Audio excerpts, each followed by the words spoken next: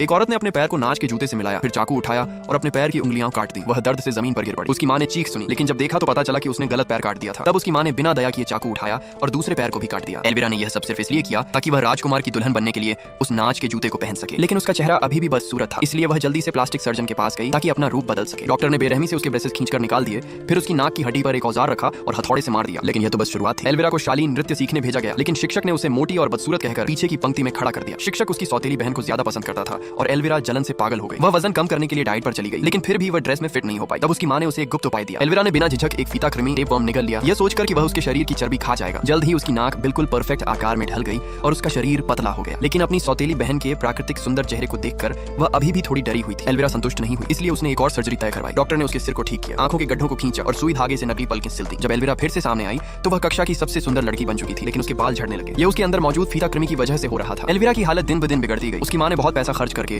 उसके लिए एक खास ड्रेस बनवाई और उसके गंजे सिर को विग से ढक दिया। एल्विरा आत्मविश्वास से बॉल में पहुंची और सच में राजकुमार की नजर तुरंत उसी पर पड़ी। एल्विरा ने सांस रोक ली जब राजकुमार उसकी ओर बढ़ा और उसे नृत्य के लिए आमंत्रित किया। उसे पूरा विश्वास था कि राजकुमारी का स्थान उसी का होगा। लेकिन तभी नीले कपड़े पहने एक महिला बॉल में आई और राजकुमार ने तुरंत एल्विरा का हाथ छोड़ दिया। अस्वीकृत होकर एल्विरा ने घूंघट के नीचे अपनी सौतेली बहन को पहचान लिया और जलन से भर उठी। वह मंच से भागी और जोर जोर से उल्टियां करने लगी। फीता कृमि उसके अंदर बढ़ चुके थे। बॉल के बाद उसकी सौतेली बहन जल्दी में भाग गई और एक नाच का जूता पीछे छूट गया। उस जूते को पहनने के लिए एल्विरा ने अपनी लंबी उंगलियां भी काट दी। लेकिन इससे पहले कि वह ठीक हो पाती, राजकुमार अपने नृत्य साथी को खोजते हुए उसके घर आ गया। एल्विरा दयनीय हालत में सीढ़ियों से घिसटते हुए नीचे आई और बेबस होकर देखती रह गई कि उसकी सौतेली बहन राजकुमारी बन गई।